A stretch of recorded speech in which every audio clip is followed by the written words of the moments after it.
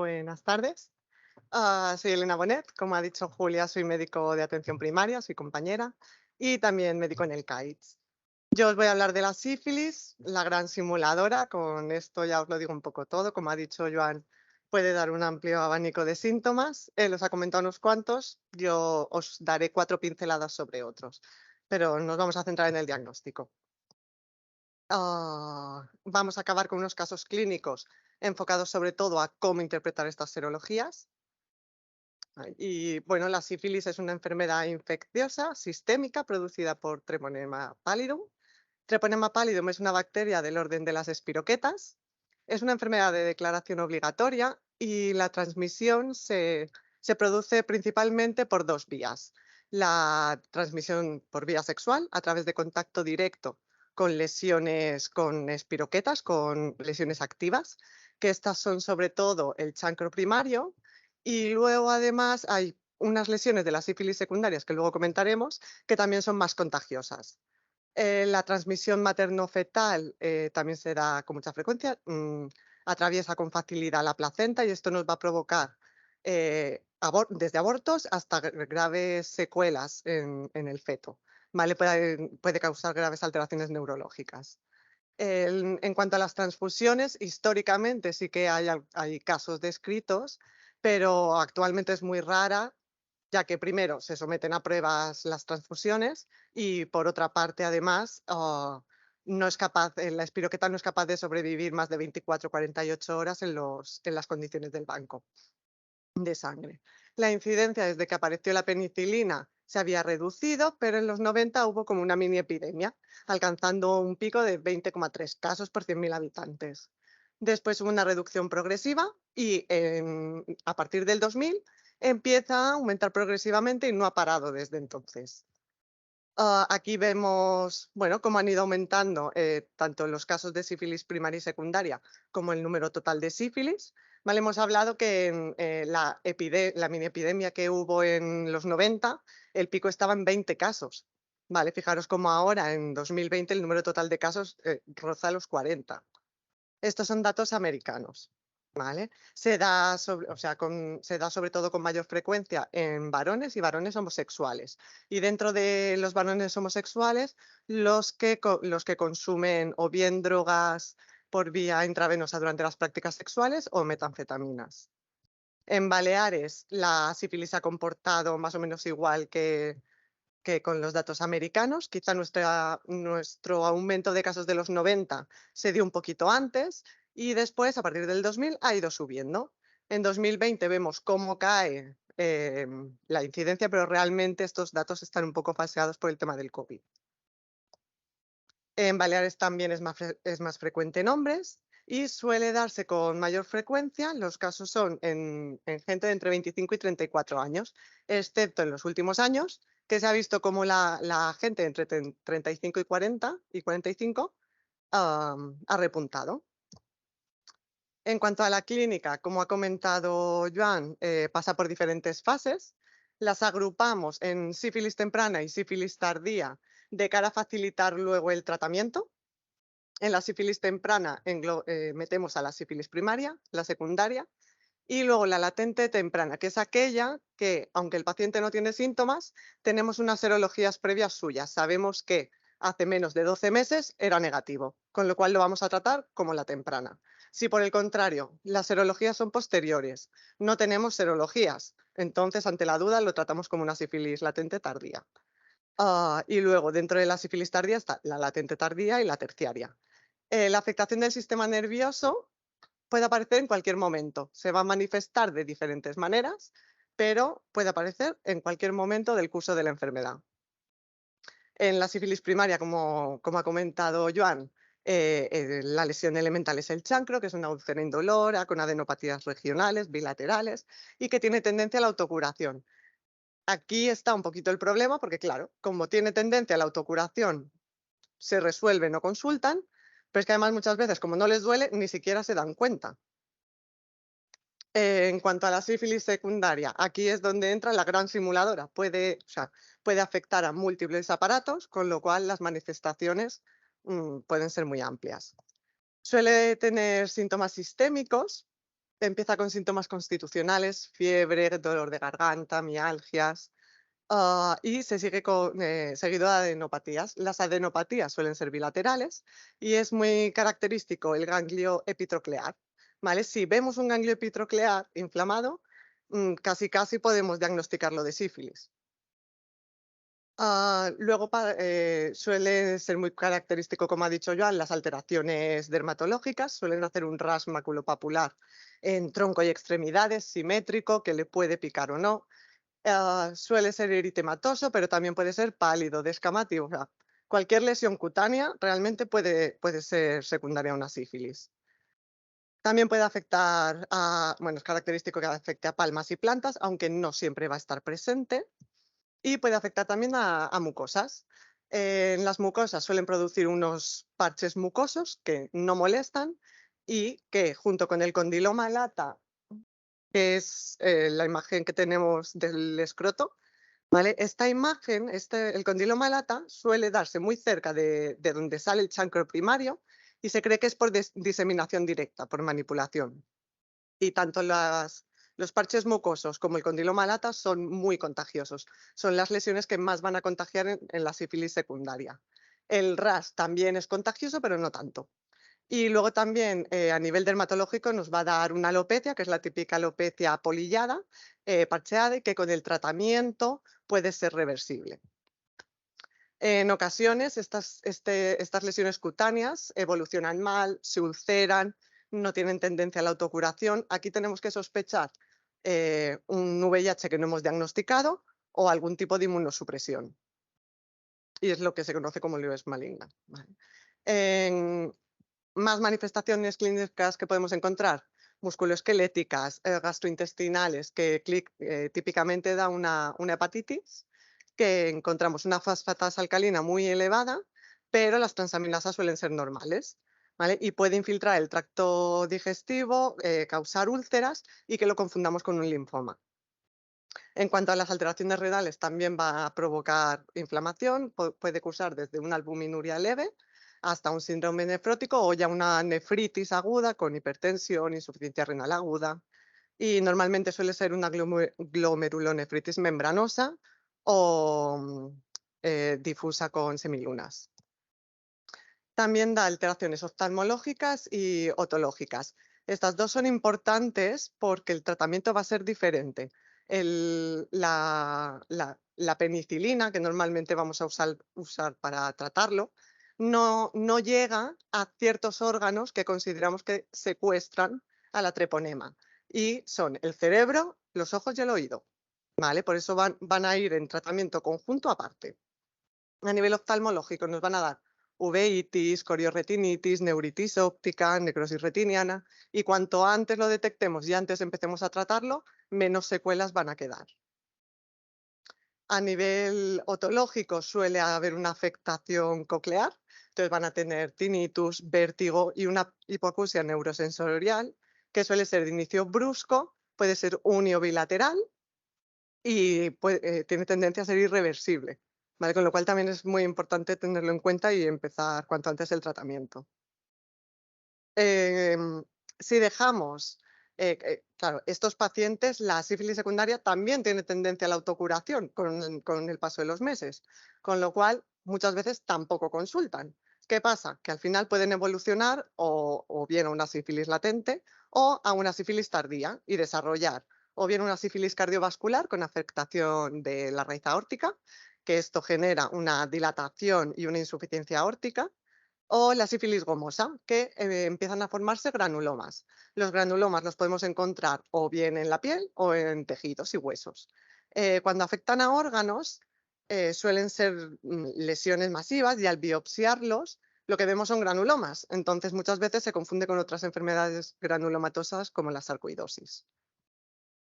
En cuanto a la alteración del sistema nervioso central, hemos hablado de que se podía dar en cualquier momento. Cuando la veamos en fases tempranas de la enfermedad, puede cursar como una neurosífilis asintomática o dar una meningitis en toda regla, con fiebre, dolor de cabeza, náuseas y alteración de los pares craneales. Tanto en la temprana como en la tardía podemos ver una afectación meningovascular que puede causar infartos cerebrales y también puede afectar a la espina, a la médula espinal.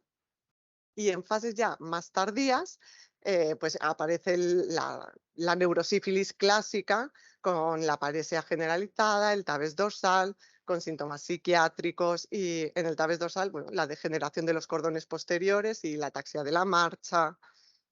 Vale, esto ya se ve con muy poca frecuencia. En cuanto al diagnóstico y el cribado, que es un poquito lo que me interesa que os llevéis de la sesión. ¿A quién le tenemos que hacer la prueba? ¿Vale? Le vamos a hacer la prueba a todo paciente sintomático. El umbral para hacer la prueba de la sífilis tiene que ser muy bajo, porque como es la gran simuladora, todo, hasta que se demuestre lo contrario, todo podría ser sífilis. ¿Vale? Entonces, si tenemos síntomas y signos clásicos, hay que hacer la prueba. Si tenemos un paciente sexualmente activo con una úlcera genital, también. Aunque la úlcera genital parezca herpética, da igual, es que con el herpes puede ir la sífilis, es lo que comentamos. Una ETS rara vez va sola, hay que descartarlas.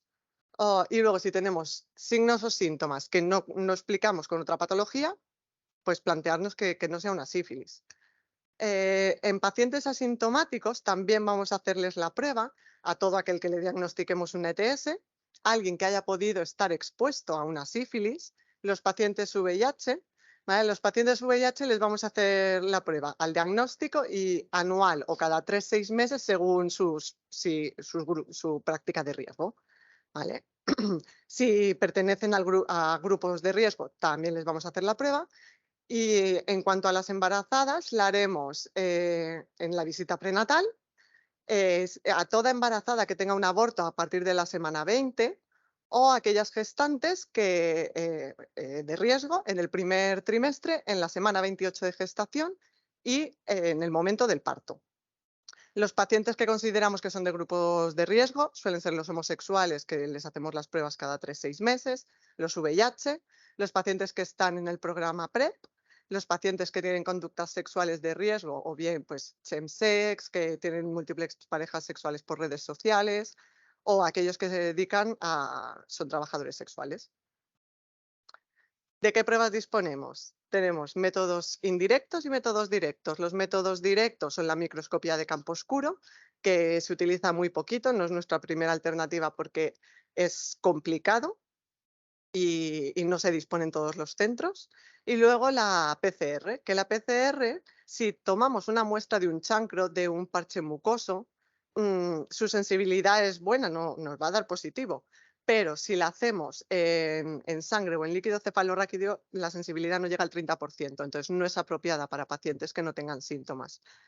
Em, la tendencia y lo que nosotros hacemos son las pruebas serológicas. Y aquí tenemos las treponémicas y las no treponémicas. Y luego hay unos test rápidos que en ocasiones son útiles y que muchas veces nos llegan de asociaciones como ALAS, que ante un contacto pues le hacen una prueba y nos lo derivan con el test positivo.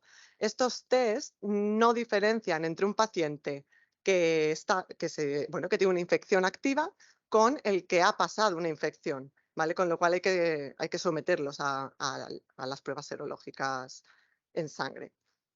En las pruebas serológicas tenemos las no treponémicas, que no son específicas.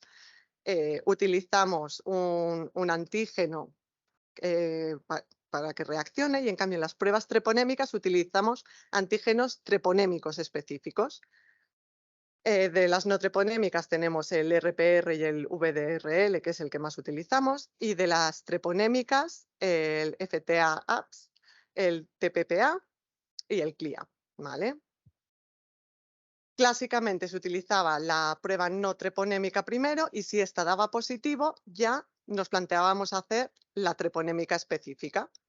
Esto, aparte de que había que tener en cuenta que si la exposición era muy reciente, había que repetirle la prueba a las 4 semanas, se dejaba, se dejaba pacientes fuera. ¿Vale? Entonces, en 2008 plantearon un cambio. Dijeron, entre que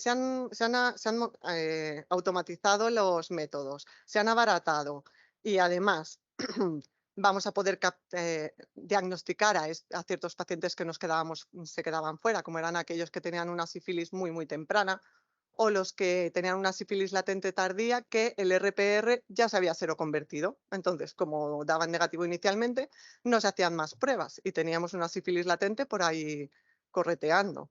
¿Vale? Entonces, con este esquema le hacemos la prueba treponémica, en nuestro caso es el CLIA. ¿El CLIA sale positivo? Perfecto, vamos al RPR. El RPR, bueno, habrá que ver sobre todo siempre si tiene historia o no de sífilis, porque nos va a cambiar todo. En el momento en el que el paciente tiene historia de sífilis, nos vamos a ir a otro algoritmo. Si no tiene historia de sífilis, ahí es cuando le hacen la prueba no treponémica. Si la prueba treponémica es reactiva, perfecto, tenemos el diagnóstico de sífilis. Habrá que ver clínicamente en qué fase estamos. Que no es reactiva, ha podido estar expuesto en las últimas semanas, ¿vale? Puede ser que estemos en una fase muy temprana. Si este es o sea, esto ya que antes nos lo teníamos que plantear después de la primera prueba, si no era reactiva después de la segunda. Ahora ya no nos lo planteamos porque el laboratorio directamente te hace otra prueba, te hace el TPPA y si es positivo, si es reactivo, ya lo diagnosticamos de sífilis. Si no es reactivo, entonces parece poco probable. ¿Vale? O sea, la diferencia es que aquí el laboratorio ya te hace la segunda determinación y te confirma que estás o ante una sífilis latente que han negativizado el RPR o estás ante una sífilis muy, muy temprana que aún no le ha dado tiempo a positivizar el RPR. En los casos en los que nuestro paciente sí que tiene antecedentes de sífilis, nos vamos a tener que fijar en la prueba no treponémica, en cómo ha variado y sobre todo asegurarnos de que el paciente en su momento tuvo un tratamiento adecuado. Si el tratamiento era adecuado, analizamos el RPR, ha descendido como toca, ¿vale? Ahora con el tratamiento os explico cómo tiene que descender. El tratamiento lo hicieron correctamente. ¿Vale? Y sobre todo, siempre tener en cuenta si ha podido tener una exposición reciente a la sífilis, ¿vale? Porque entonces los resultados ya nos invalidan, ¿vale?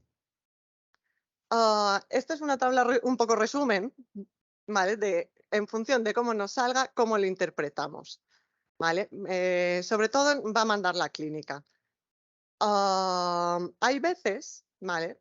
Que tenemos que tener en cuenta que hay pacientes que o bien viven en zonas endémicas, ¿vale? Imaginaros, nos vamos al 1.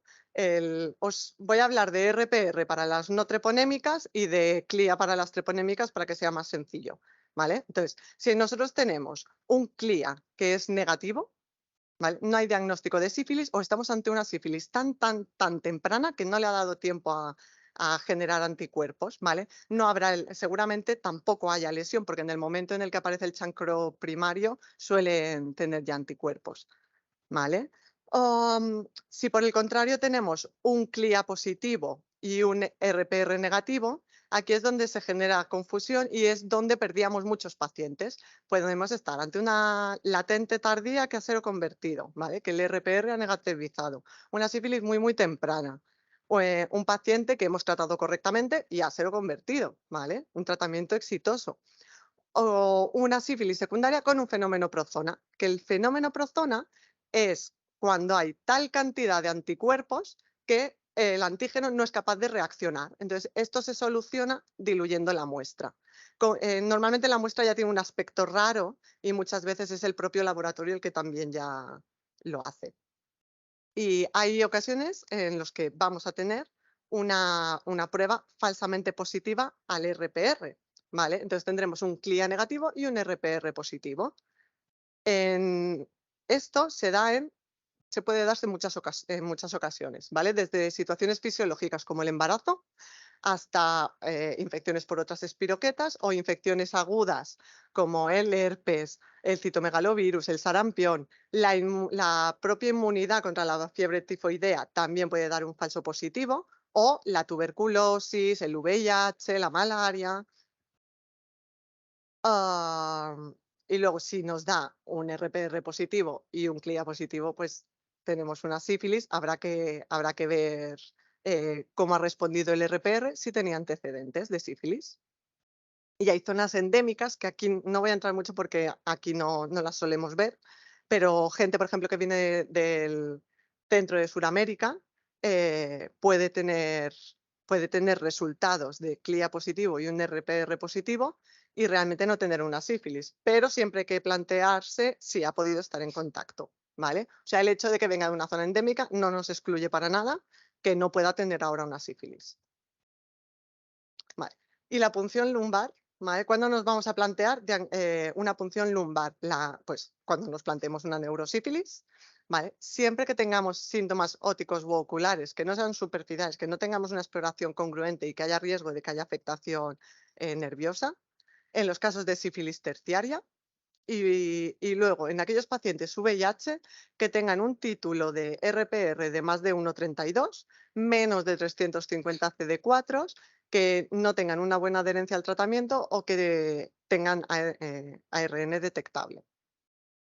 Si un paciente que ya tenía antecedentes de sífilis y no ha estado expuesto en los 12 meses previos y tiene un aumento de más de 4 diluciones en el RPR, también le vamos a hacer una punción lumbar. Y si tenemos una sífilis latente tardía que le hemos tratado y no tiene una respuesta adecuada al tratamiento, también le haremos una punción lumbar. En cuanto al tratamiento, siempre, como ha dicho Joan, penicilina, va a depender un poquito el tipo de penicilina en función de la fase en la que estemos. Cuando estemos en enfermedad, o sea, en enfermedad temprana o tardía, pero que no haya neurosífilis, ni afectación ocular ni óptica, utilizaremos la penicilina intramuscular. Esta penicilina tiene que ser la benzatina, porque es la que nos va a proporcionar niveles constantes de penicilina en sangre durante 30 días, y esto es necesario para acabar con la espiroqueta. Hay una penicilina que es benzatina y 50% procaína, que es para enfermedades estreptocócicas, que esta no nos asegura los niveles durante 30 días, sino solo durante 7. ¿Vale? Entonces, a la hora de plantearnos si el paciente ha estado tratado adecuadamente, es importante el tipo de penicilina. Vale. A los pacientes que sean alérgicos a la penicilina podemos o bien hacerles pruebas de alergia y reexponerlos, desensibilizarlos o utilizar un fármaco alternativo. La desensibilización o sea, va a ser la primera opción en aquellos pacientes embarazadas, con neurosífilis, con afectación ocular u óptica, que tengan una sífilis terciaria o que ya hayamos utilizado un fármaco alternativo y haya fracasado.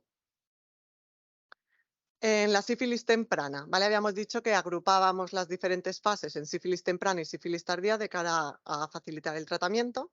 En la sífilis temprana vamos a utilizar una única dosis de penicilina G benzatina intramuscular de 2,4 millones. Si el paciente es alérgico y nos planteamos un tratamiento alternativo, en este caso utilizamos la doxiciclina de 100 o la ceftriaxona de 1 gramo intramuscular, ¿vale?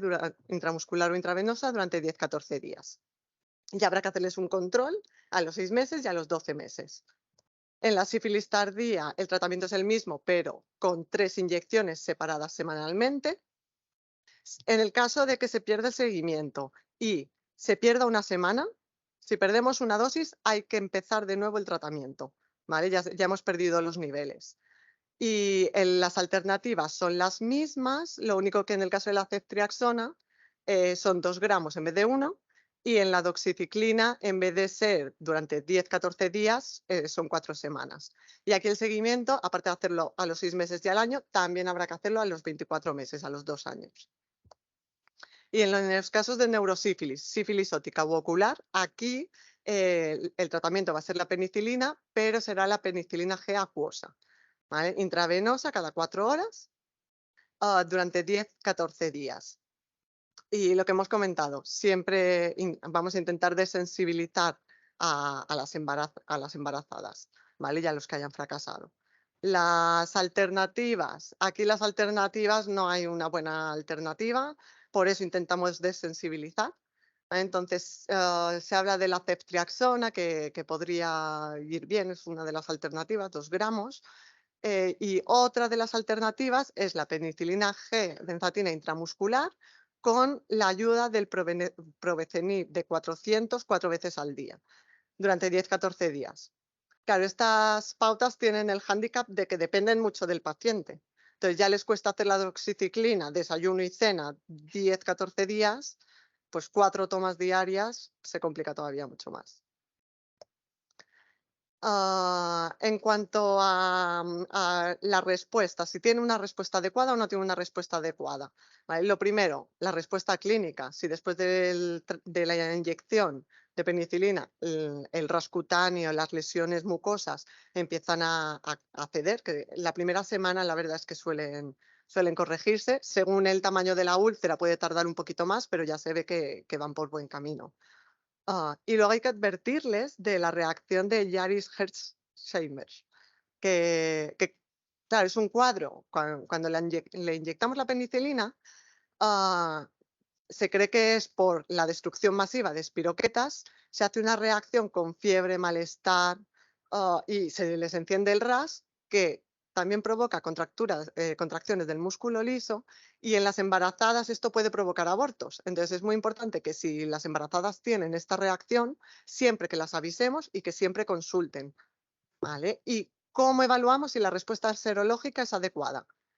Vale, pues nos fijamos en el RPR, en la prueba no treponémica, y tiene que haber una disminución de 4 veces, que son 2 diluciones, del título no treponémico. Vale. Hay ocasiones que se produce la seroconversión, que es que directamente con el paso del tiempo negativizan. Os he traído un poquito esta tabla para el tema de las diluciones, porque siempre cuesta un poco. Entonces, un cambio de 4 veces implica 2 diluciones. ¿Vale? Al final,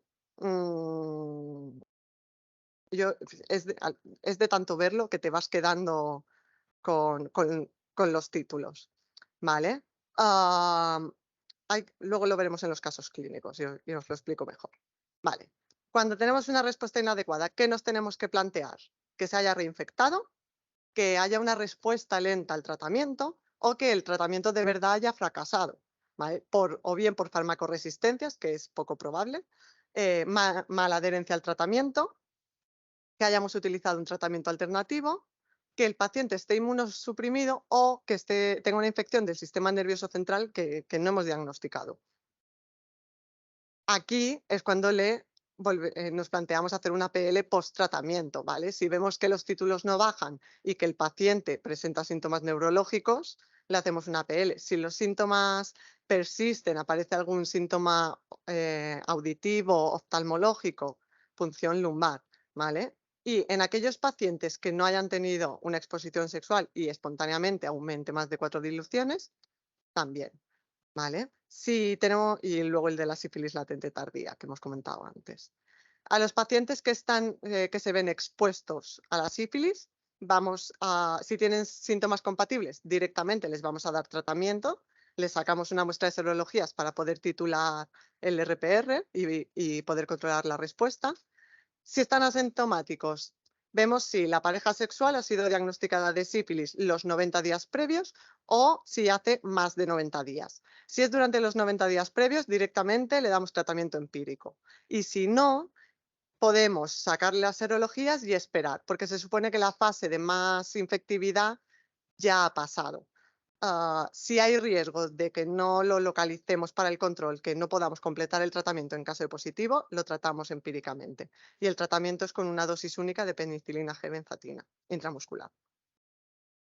Vale, y ahora os voy a presentar 4 casos clínicos para poner un poco en práctica el tema de las serologías, ¿vale? Son muy sencillitos. Vale. Esto es nuestro día a día en el CAITS, ¿vale? Varón de 27 años, homosexual, que acude por una lesión en el escroto, que él se ha encontrado por casualidad. No le duele, no tiene síndrome miccional, no hay exudado uretral, no nos cuenta nada más, simplemente lo ha encontrado. Tiene antecedentes de sífilis y de gonorrea. Y a la exploración aparecen 2 lesiones lineales en escroto que nos parecen más cicatriciales que otra cosa. No hay adenopatías, no hay lesiones ni úlceras. No nos llama la atención. ¿Vale? ¿Qué hacemos? Pues en nuestro caso decidimos esperar, recomendar la abstinencia, ¿vale? Y en función de resultados, tratarle. Llegaron los resultados y nos encontramos un CLIA positivo y un RPR de 1/32. Vale. Ya hay un dato, ¿vale? El paciente ya nos ha comentado que tenía sífilis, pero además, cuando vemos al lado del positivo hay una hojita con una flechita verde. Esto es que directamente es del histórico, o sea, ya lo han sacado de los antecedentes, ¿vale? ¿Qué hacemos cuando vemos esto? Tiene antecedentes de sífilis, vemos los títulos de RPR previos. Nos fijamos en los títulos de RPR previos y vemos que en enero del 21 tenía 1,16, le hicieron a los 2 meses un control y había aumentado, ¿vale? En este momento el paciente había sufrido una primoinfección luética, se trató con una única dosis de penicilina y en principio a los 9 meses, en octubre, se había reducido el RPR más de 2 diluciones, tenía una buena respuesta. Ahora había vuelto a aumentar, ¿vale? Y claro, aquí habíamos dicho que si no aumentaba más de 2 diluciones, en principio no era una respuesta inadecuada de tratamiento, no tendríamos por qué sospechar una reinfección, pero es que además nos cuenta que su pareja acaba de ser cribada y diagnosticada por serologías de sífilis. O sea, ahora sí nos cuadra con una reinfección, ha estado expuesto. ¿Vale? Entonces, ¿qué hicimos? Volver a tratarlo. Le pusimos una dosis de penicilina intramuscular y le recomendamos que acudiese de nuevo para control serológico en 6 meses y al año y que avisase a sus contactos sexuales de los 3 últimos meses para que viniesen a tratarse y hacer el cribado. El segundo caso es otro varón de 27 años que acude por lesiones en el pene. Refiere que desde hace unos días tiene el glande un poco rojo, que le escuece, no hay secreción uretral, no hay otros síntomas. Tiene una pareja sexual que tiene antecedentes de sífilis. En la exploración física no vemos adenopatías, no hay úlceras, no hay supuración. Lo que sí que encontramos es un leve eritema periuretral, pero ya está. Entonces, ante ese pequeño hallazgo, pues lo orientamos con una posible balanitis candidiásica, se le puso el fenticonazol tópico y esperamos resultados. Nos llegan los resultados y vemos que tenemos un CLIA positivo con un RPR de 1,16. El paciente nos había comentado que su pareja había tenido sífilis. ¿Vale? No podemos ir a RPRs previos porque no tenemos. ¿Vale? Hablamos con él, nos comenta que las lesiones en glande han mejorado y nos recuerda, oye, pues mi pareja tuvo sífilis, ay, y a mí no me dieron tratamiento. Vale, pues estamos ante una sífilis latente tardía. ¿Vale? ¿Cuál es el plan con este chico? Pues le administramos 3 dosis de penicilina G intramuscular y le hacemos un control a los 6 meses, al año y a los 2 años y que contactase con las parejas sexuales de los últimos 3 meses. El tercer caso es un varón de 35 años que viene por lesiones cutáneas y en glande, ha recibido tratamiento antifúngico sin mejoría y nos comenta pues, que tiene gatos y gallinas. Hace un mes tuvo una herida en el glande que no lo valoró ningún facultativo. Fue a la farmacia, le dio una cremita de mupirocina, eso se curó, con lo cual no le dio mucha más importancia. Además, como no le dolía. Pero ¿qué pasa? Que es que ahora le ha salido toda la erupción y no le pica, pero claro. Tiene una pareja sexual estable desde hace un año que está sintomática y que en principio no tiene lesiones. Nos comenta que además desde hace 20 días está con adenopatías bilaterales y que lo han estado valorando en su centro de salud y le hicieron una analítica que era normal, ¿vale? La analítica era una analítica con un hemograma y una bioquímica básica con una PCR. Cuando le exploramos, pues tiene un ras cutáneo generalizado que desaparece a la vitropresión, que afecta a plantas pero no a palmas y tiene adenopatías inguinales bilaterales, sobre todo 2 bastante inflamadas en el lado derecho, no hay úlceras y tiene úlceras, perdón, por todo el glande que no le duelen. ¿Vale? Pero bueno, tomamos una muestra y solicitamos la PCR de herpes por si acaso. Como ya la sospecha es de un secundarismo luético, le administramos la penicilina intramuscular y esperamos resultados. Entonces, en los resultados vemos que tiene un CLIA positivo con un RPR de 1/128. No disponemos de determinaciones previas, El paciente no tiene antecedentes de sífilis y además presenta una clínica de sífilis secundaria, con lo cual le hemos tratado correctamente con una única dosis de penicilina, no precisa más tratamiento, lo que sí que hay que hacer es el control serológico a los 6 meses y al año, y que avise a sus parejas sexuales. Y el último caso es un varón de 54 años que acude también por RAS. En tronco, brazos, de una semana de evolución. Tuvo relaciones sexuales sin protección, la última fue a principios de mes. Nos cuenta que pasó una sífilis secundaria en abril del 22, que el RPR en diciembre, bueno, vemos que el RPR en diciembre continuaba con los mismos títulos de 1,32. En la exploración física encontramos el RAS, no hay afectación palmoplantar y en principio no tiene adenopatías patológicas. Lo orientamos como una sífilis secundaria y le ponemos tratamiento con una dosis única de penicilina y esperamos los resultados. ¿Vale? El paciente como antecedentes también tenía una hepatitis B que estaban tratando con entecavir. Vemos que nos sale el CLIA positivo, que lo han rescatado del histórico, ya sabíamos que tenía antecedentes de sífilis, y los títulos siguen en 1, partido 32. Miramos los RPRs previos, vamos a analizar qué está pasando aquí. ¿Vale? Tenemos un RPR de 1/1 en 2020 que hizo una seroconversión y se negativizó en noviembre de 2021. En abril de 2022, coincidiendo con el secundarismo luético que nos comentaba, tenía el RPR de 1/32, que se había mantenido en diciembre a pesar de tratamiento, y ahora seguía igual. ¿Qué pasa? Que ahora ¿qué nos planteamos? Vale, este chico, o sea, ha tenido relaciones sexuales de riesgo, ha podido volver a estar expuesto. Entonces, claro, ¿es una respuesta inadecuada al tratamiento o lo que es una reinfección? Además, tiene clínica de sífilis secundaria. Hablas con él y te dice que después del tratamiento la clínica ha mejorado. Entonces, en este caso, nosotros al final acordamos repetirle las serologías en 3 meses, ¿vale? Y si no hay descenso del RPR, entonces se propondría la punción lumbar, ¿vale? Bueno, esta es la bibliografía. Este último caso me gusta porque yo creo que la sífilis, por mucho que la miremos y la miremos, o sea, nada es sota, caballo y rey. Y cuando comentamos en el CAITS casos, siempre son sobre sífilis, siempre son interpretaciones de serologías de sífilis. ¿Vale? Y este, por ejemplo, fue uno de los últimos casos. Muchas gracias.